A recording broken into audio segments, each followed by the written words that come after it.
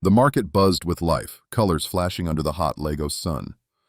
Asha, a young woman in her 20s with tired eyes but a warm smile, walked through the stalls. She was on her way to her best friend Miriam's house, holding an invitation card tightly. When Asha reached Miriam's modest home, she paused. She adjusted her wrapper, took a deep breath, and knocked briskly. Miriam opened the door, eyes lighting up. "Asha, you're here, come in, come in." As they settled in the small parlor, Asha handed over the card. "Is this for real?" she asked with a weak laugh. "Yes," Miriam replied, her voice bubbling with excitement. "I wanted you to have the first look. I'm marrying Aid next month." Asha's heart sank as she forced a smile. Aid was her ex-boyfriend, the love she thought would last forever until he broke up with her abruptly months ago. "Aid is a good man," Miriam continued, eyes dreamy. "Yes, he is," Asha murmured, glimpsing the betrayal wrapped in her friend's happiness. In the days that followed, Asha felt a storm brew inside her. She couldn't shake the feeling that something was terribly wrong. Her mother, noticing her silence at dinner, asked, "Asha, what is bothering you?" "Nothing, Mama," she replied softly. The worry in her mother's eyes told Asha she should share more, but she just couldn't find the words. As the wedding approached, rumors spread like wildfire. The whispers curled around Asha like darkness. "I heard Asha still loves Ad," one market woman said to another. "So sad," came the reply. "But Miriam is so sweet. Who wouldn't want her as a wife?" Asha bit her lip, feeling the sting of the words like thorns. A week before the wedding, Asha was invited to a small gathering at Miriam's house. Laughter bubbled through the rooms as Miriam's family and friends celebrated with her. "Why so quiet, Asha?" Miriam's aunt, a stout woman with a loud voice, boomed across the room. "I'm just fine," Asha managed to say, but her voice lacked conviction. When she got home that evening, Asha's younger brother shook his head as he played a video game.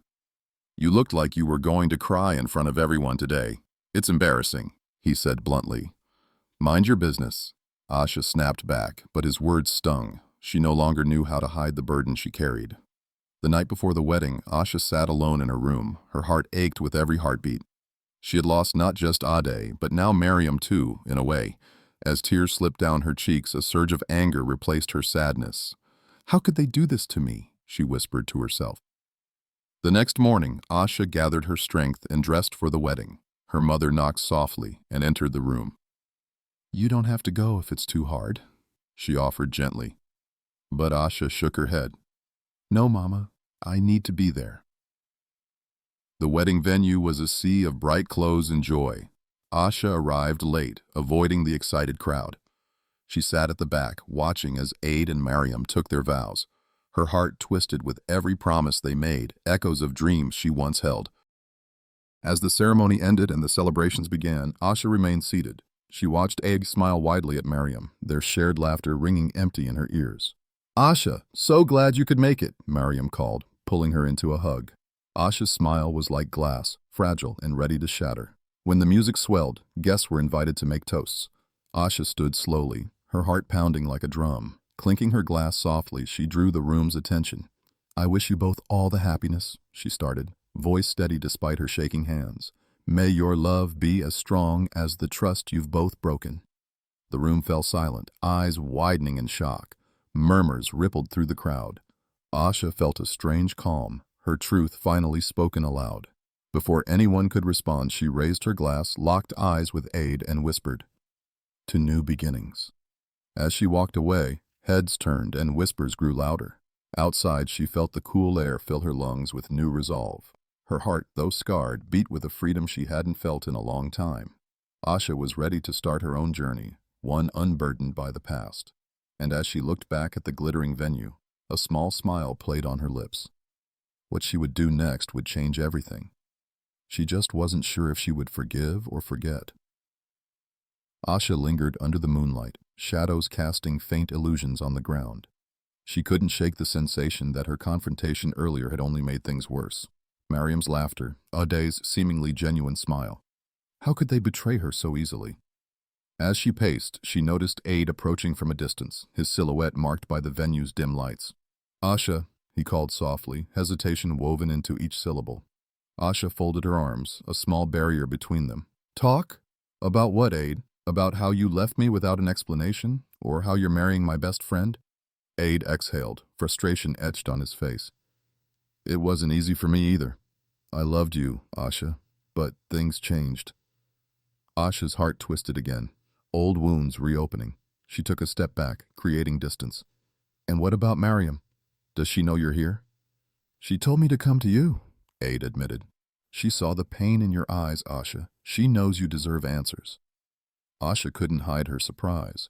The thought of Mariam encouraging this conversation added another layer of confusion. She's too kind for her own good, Asha muttered, shaking her head. Aid reached for her hand, but Asha pulled away. Don't, she whispered. It's too late for us, Aid. You and Mariam, you've chosen each other. I'm sorry, Aid said, his voice cracking. Asha nodded slowly but couldn't bring herself to voice her burgeoning forgiveness. The air felt thick with unresolved emotions. And beneath her anger, deep sorrow settled in like an unwelcome guest. The conversation weighed heavily on Asha as she walked home. Her mother was waiting up, the light of the room catching her soft features, worry lines etched deeply. Asha, my daughter, did everything go as expected? She asked, sensing the turmoil in her daughter's expressions. I don't know what to feel, Mama, Asha admitted, collapsing into her arms. It hurts, all of it. Her mother stroked her back gently. Let go of the hurt, if you can. We are not meant to carry such burdens alone. In the following days, Asha tried to go about her routine. The market hustle kept her distracted, but her heart wasn't in it. Rumors circulated, speculating on her outburst at the wedding. Some called her bold, others branded her bitter. One afternoon, sitting at a quiet chapel near the market, she met Pastor Olumide, a gentle old man with kind eyes who noticed her struggles. You look troubled, my child, he said, sitting beside her in the near-empty church. Pastor Olumide listened intently. Sometimes we carry the world on our shoulders, thinking revenge or bitterness will free us. But it only chains us further. Asha nodded, tears welling up. But how do I let go? They've hurt me so much. The path to peace often feels longer than vengeance, he advised softly. Christ taught that forgiving doesn't mean forgetting the pain, but it frees us to heal. As Asha absorbed his words, they uncovered a vulnerability within her that had been hidden beneath layers of anger. Her mind took her back to Sunday school lessons she barely recalled, the stories of forgiveness that always seemed so distant and impossible. She left the chapel feeling slightly lighter but still tethered to her emotional storm. If only she could see a way through. Days turned into nights, and Asha wandered into the chapel each afternoon. She wasn't sure why she kept returning, only that the quiet soothed her soul. One day she met Mariam sitting there facing the altar, lost in thought. Mariam? Asha called out hesitantly. Mariam turned, her eyes filled with surprise and a depth of sorrow that mirrored Asha's. Asha, I didn't expect to see you here. The two friends stood, a chasm between them, yet an understanding beyond words began to form. I'm so sorry, Asha, Mariam whispered, tears spilling over. I never wanted to hurt you. Asha approached her slowly, words faltering. And I never wanted to ruin your joy. They sat together, wounds laid bare, enveloped in silence. The facade of revenge cracked, revealing two women who longed for the friendship they once shared. As they sat, Mariam shared, I've been reading the Bible more lately, looking for answers. There's a verse that keeps haunting me, about love and forgiveness. Asha nodded, curiosity piqued. What does it say? It's from 1 Corinthians 13. Love keeps no record of wrongs. The simplicity of the verse struck them both, and Asha felt the truth ripple through her resistance. She remembered Pastor Olumide's words echoing in her mind. We find freedom not through revenge, but through Christ who empowers us to forgive. Something broke inside her, the anger and bitterness releasing its grip. Maybe it's time we start that path. Together they decided to let go, not of the memories, but of the animosity. Mariam reached for Asha's hand, and in that moment, forgiveness began to bloom, not as a final act, but as a commitment to healing. I don't know what the future holds for us, Asha said softly. But I know Christ will guide us. They prayed together, words tumbling out awkwardly at first, but growing in strength and sincerity. It wasn't a perfect prayer, but it was heartfelt, and for the first time, that was enough. The journey of forgiveness had begun, imperfect and fraught with challenges, but guided by a newfound faith. In the days to follow, the whispers in the market faded, replaced by new stories. But for Asha and Miriam, a deeper story had begun, a narrative of reconciliation and spiritual awakening that would mark their lives. Asha kept Pastor Olumide's words etched in her heart.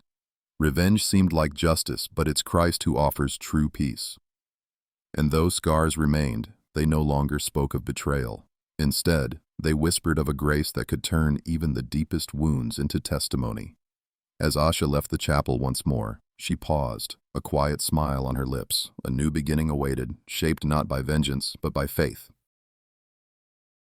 Thank you so much for listening to this intriguing story. I hope it touched you or taught you something. For more stories like this, don't forget to like, share, and subscribe to the page. And guys, if you'd like to see a part 2, or you have thoughts on what happened, let me know in the comments below. I'd love to hear from you. See you in the next story.